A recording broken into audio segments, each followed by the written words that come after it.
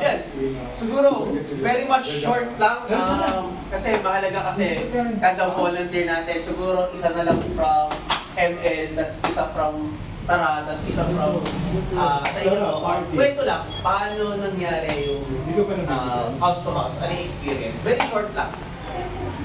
Very quick lang. Siguro dito na lang. Sa inyo, tita, kamusta ang pag-house to house nyo? Kasi kami lang sumama. Go, tita. Go. Parang nalaman din nila kasi nagkahiwalay tayo eh. Nauna kayo, tapos sa dulo. Eco Bomb Volunteers ng Pasay. Magpapaalam kami, hindi ba nagtatanong? Nasasagot naman namin. Bakit daw yung ML? No, Mobile Legends. Sabi ko, hindi mo. Mobile Legends! Mobile Legends. Ay, padaan pa. Ano si Kiko Alcida? Sino po yung mga dating senator na gusto po natin ibalik sa gobyerno?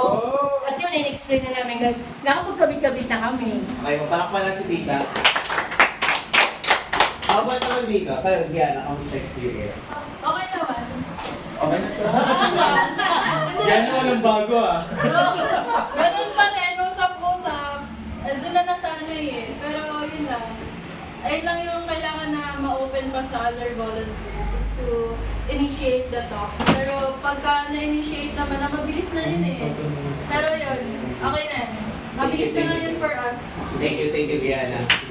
Sa kanila po, sino gusto mo share? Since first time niyo po mag-house to house, no?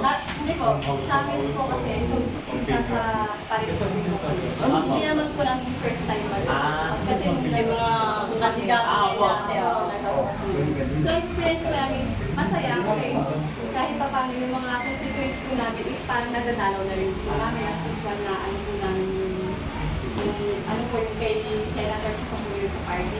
So yun po, may parang yung house na po ito is parang naging parang paayun niya isang tao. Parang namimit na rin po namin yung mga ibang ano. Nanibago sila kasi. First time, kami namin doon ng national. Maraming salamat po. Sobrang laking tulong talaga, lalo na pag sa barangay. Like, wala namin yung